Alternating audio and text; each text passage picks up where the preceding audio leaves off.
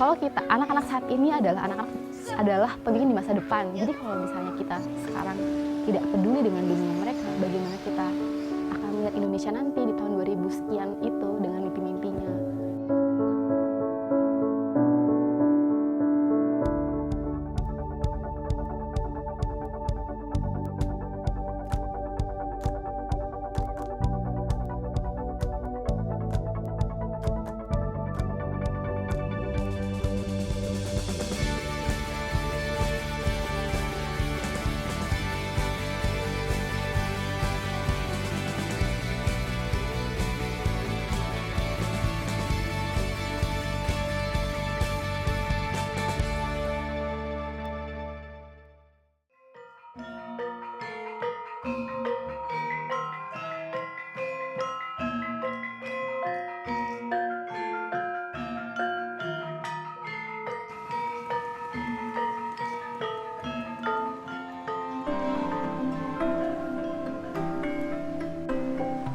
Bermain, itulah dunia mereka, dunia anak-anak yang penuh semangat. Aku rasa cara terbaik mendidik anak juga harus dengan bermain, melibatkan peran aktif mereka dalam keceriaan.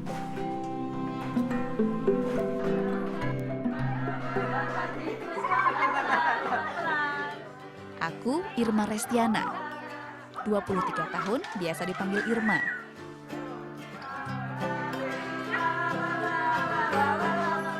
4 tahun sudah aku aktif berkegiatan menjadi relawan kolong tangga. Sebuah kegiatan yang berawal dari kesenangan kami dengan dunia anak.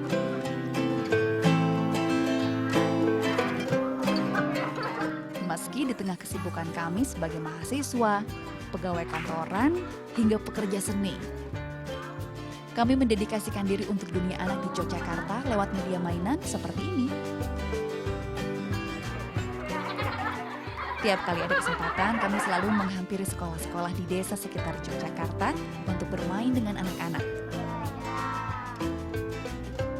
Dunia anak dengan permainan, aku melihatnya bagaimana akhirnya permainan yang ada, permainan tempo dulu atau permainan rakyat itu sendiri mampu untuk menstimulus motorik halus anak, motorik kasar anak, teamwork, terus juga toleransi.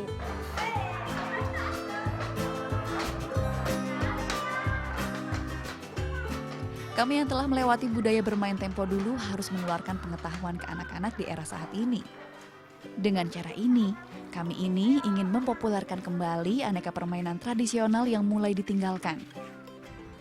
Ya, lewat permainan tradisional, mendidik tak perlu dengan paksaan. Anak bisa bebas bermain dengan cara mereka. Nah, sekarang yang putri siapa 4 orang yang mau main? Setelah permainan usai, tanpa mereka sadari ada bekal pendidikan moral yang tertanam di diri mereka sejak kecil.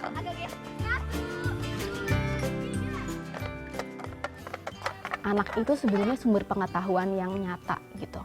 Karena dari anak kita belajar banyak hal yang bahkan kayak emang bisa ya belajar sama anak kecil? Bisa banget gitu. Bahkan aku suka banget diskusi sama anak kecil. Komitmen kami saat ini hanya 2. Cinta dengan dunia anak, dan mau sama-sama belajar bersama mereka.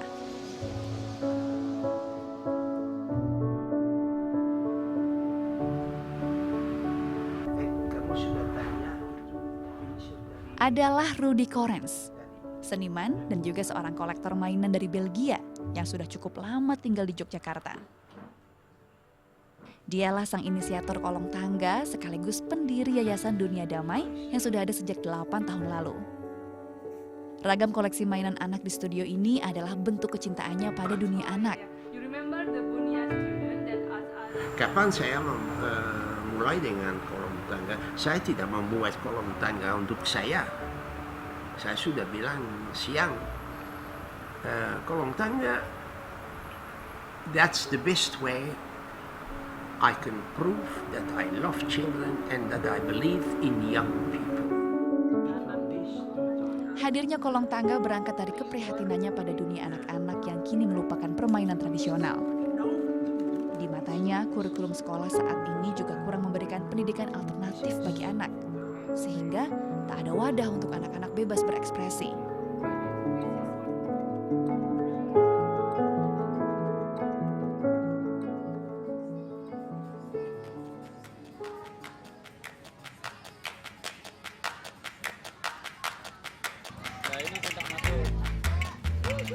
Pesatnya perkembangan zaman dan teknologi membuat permainan anak tradisional mulai ditinggalkan. Terlebih ruang bermain anak yang kini kian sempit, seiring dengan berkembangnya kota kami yang kian metropolis.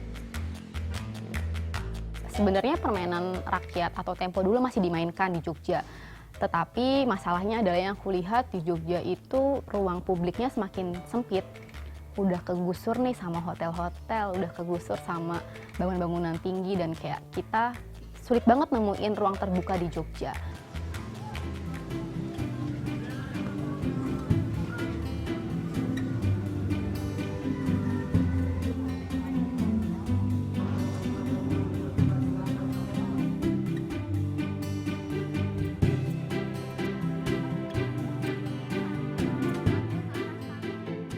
Di tempat-tempat umum juga sudah sangat jarang kami menemukan pedagang mainan tradisional. Padahal, permainan edukatif dan kreatif bisa memperkaya daya imajinasi anak. Bu, ini dipakai waktu upacara gerobokan itu kan, Bu? Sepi. Iya, kita nggak nemuin ya, Tak. Kita nggak nemuin kayak mainan-mainan yang tempo dulu atau kayak berbahan dasar kayu. Yang kita temukan tuh hampir semuanya plastik. Dan semuanya tipenya sama. Pasti mainan-mainan kayak gini. Yang Pak udah mekanik, yang karakter. Nah, kalau Pak Rudi bilang, mainan yang baik itu adalah mainan yang semakin dekat dengan alam. Soalnya awalnya kita bermain kan dari bahan-bahan dari alam. Beruntung, di Pasar Sekaten yang hanya ada setahun sekali ini, kami masih bisa menemukan mainan perahu kelotok. Selain membuat perahu yang kian sedikit, mainan perahu kelotok juga kalah bersaing dengan mainan modern. Lambat laun, mainan ini mulai ditinggalkan para penjualnya. Lihat. Itu aku sempat ketemu sama seorang mas-mas penjual mainan di agak selatan sini. Aku nanya, Mas, jual mainan tempo dulu nggak? Enggak, kenapa? Soalnya nggak ada yang minta, nggak ada yang nanya juga, katanya gitu. Ya jadinya mereka otomatis jualnya sesuai dengan permintaan ya. Dan permintaan pasar kayak gitu sekarang.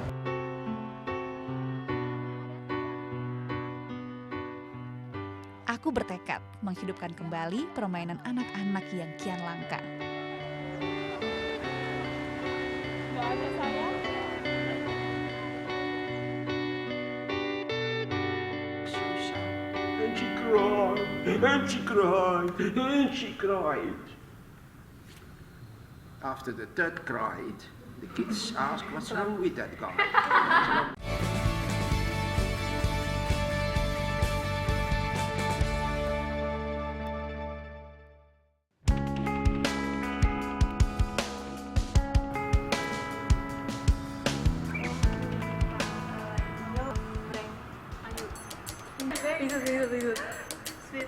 Masih lekat dalam ingatan mereka bagaimana cara memainkan permainan bekel.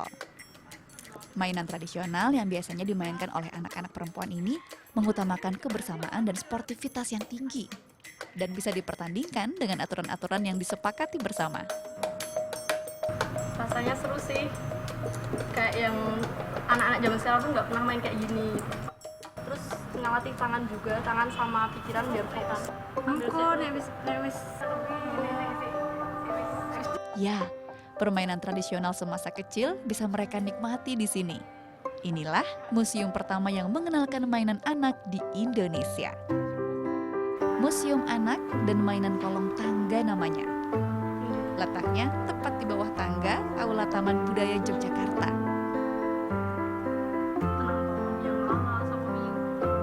Lebih dari 700 jenis mainan anak ada di sini. Tak hanya mainan, tapi juga segala benda yang berkaitan dengan dunia anak, lengkap dengan keterangan asal mula permainan. Hadirnya museum ini ingin menjembatani keingintahuan anak masa kini terhadap mainan tempo dulu.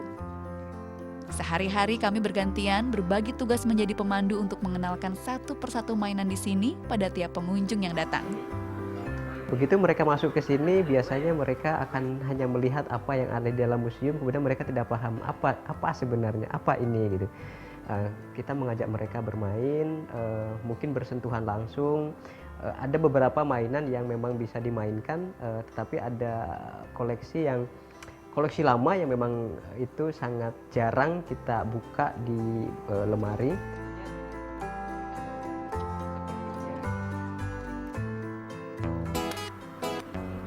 Menyambangi museum tak sekadar diajak bernostalgia dengan masa lalu, tapi juga belajar memahami bahwa museum bukan hanya sebatas tempat untuk menyimpan mainan, melainkan ruang untuk hidup. Ruang belajar untuk mengenal bagaimana dunia permainan anak di masa lalu, masa sekarang, dan masa depan.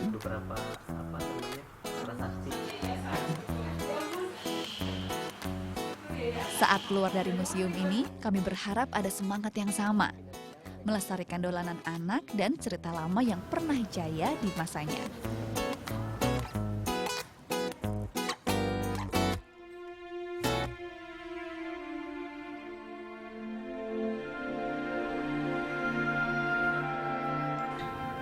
I told her, give you an example. Di tengah kesibukannya sebagai seorang seniman mainan, Pak Rudi selalu menyempatkan untuk menularkan ilmunya. Meskipun usianya tak lagi muda, semangat muda tetap kami dapatkan saat bersama pria berusia 83 tahun ini. Momen ini yang paling kami tunggu-tunggu. Belajar jadi seorang storyteller. And she cried, and she cried, and she cried. After the third cried, the kids asked, what's wrong with that guy? Ya, suasana seperti ini pula yang dulu biasa kami dapat dari orang tua, yaitu mendongeng. Belajar seni bercerita, menjelajahi dunia imajinasi dan realita. And why you look to me? I was a king. Storytelling is not a thing apart. It's in a segment of education. Storytelling is one of the many ways to teach kids something, or to make kids think, or to make kids push to ask questions. This world dies because kids have not enough questions. And then she says to the thing, what do you think? What you think? Huh? What you think? You see? What you think? You see? Now, you see the reaction? You don't look at me anymore, you look to the door. You understand? Awalnya semua program kegiatan kami berjalan lancar, karena kami kerap mendapatkan bantuan dana dari para donatur dan Pak Rudi sendiri. Namun, kini kegiatan kami hentikan untuk sementara karena tak ada ketersediaan dana. Pak Rudi sudah kehabisan dana untuk menyokong semua kegiatan kami. But the only thing I can say is, look kids, you must feel like I do when I started the museum. There was nothing, I was alone. If you act in the same way, you will find friends, you will find assistants, you will find people who believe in you. Ia sangat yakin kami bisa melanjutkan cita-citanya tetap ada untuk selalu menghadirkan kegembiraan lewat mainan dan pendidikan pada anak-anak. If I go away with the hope. Let's hope that they do it.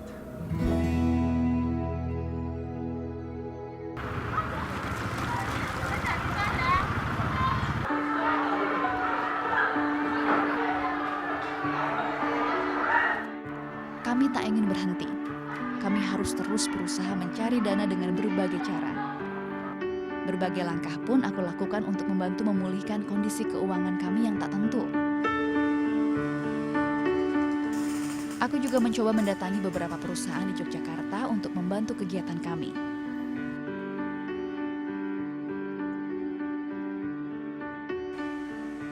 Kita hanya butuh untuk berjuang, untuk mempertahankan museum ini tetap harus ada, tetap berdiri, tetap menyebarkan nilai-nilainya. Dan kalau nggak kita yang punya semangat kayak gini, siapa lagi gitu.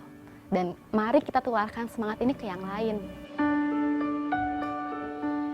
Aku percaya, selama niat baik kami untuk pendidikan anak, kemudahan pasti akan datang dari mana saja.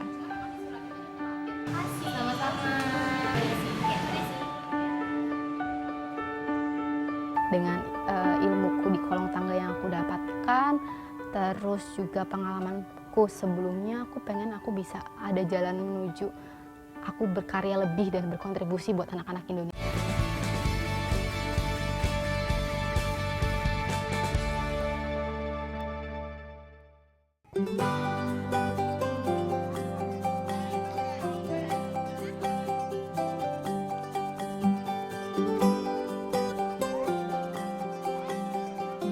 kata orang, masa kecil adalah masa paling bahagia. Bahagia dengan keriangannya, bahagia dengan kesenangannya, tak ada pikiran apalagi beban di pundak. Problema hidup mungkin hanya soal matematika.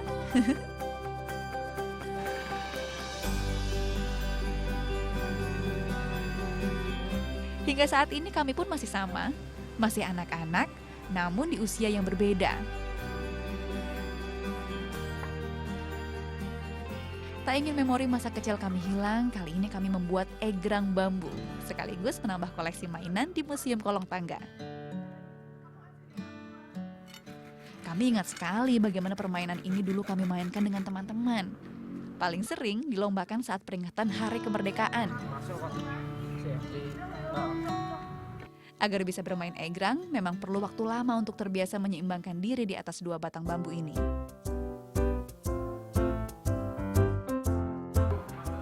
Tantangannya waktu naik awal, terus langkah pertama. Tapi setelah melangkah satu langkah atau dua langkah nanti ketagihan.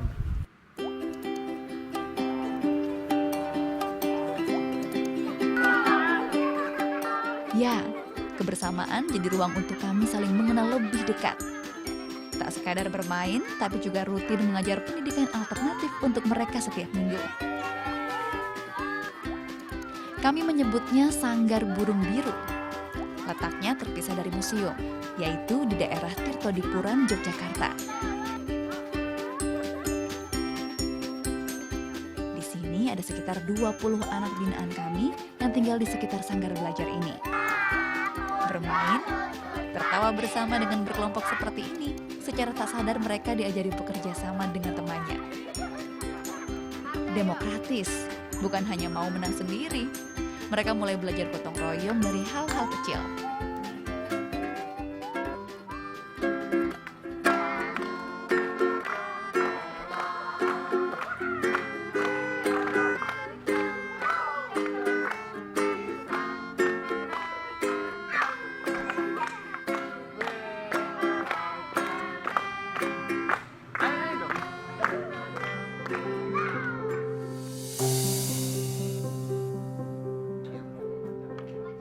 Lepas bermain di halaman, kami ingin membebaskan hasrat mereka untuk berkenalan dengan permainan yang menggunakan papan. Seperti permainan dam-daman yang sedang aku mainkan bersama Salam ini. Saat bermain, aku sering memanfaatkan waktu untuk berinteraksi lebih dekat dengan mereka, sekaligus menyelipkan proses belajar, seperti berhitung. Dengan cara begini, Salam juga lebih mudah memahami sesuatu yang aku ajarkan. Karena sebenarnya agak banyak aturannya, tapi dengan Salam tadi kita hanya bermain sederhana sekali. Bagaimana cara ambil peluang, tahu di mana ada peluang, mana yang harus diambil. Itu banyak bonusnya. Wow. Dia ketutup kayak gini. Begitu pula dengan bermain pancal lele. Kami bisa belajar disiplin, sportivitas, dan kepatuhan. Permainan ini tak perlu banyak alat dan biaya, tapi efektif menanamkan nilai moral kepada mereka. Hati-hati yang ketabrak.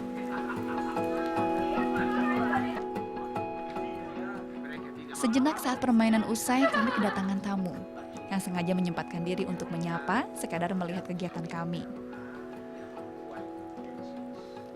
Sembari bercengkerama dengan Pak Rudi, tak disangka ternyata Pak Rudi mendapatkan kado istimewa. 1, 2, 3.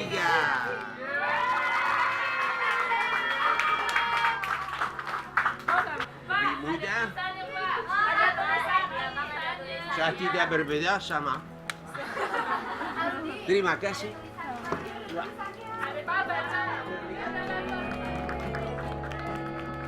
Dari Pak Rudilah kami belajar banyak tentang nilai-nilai kehidupan dari permainan.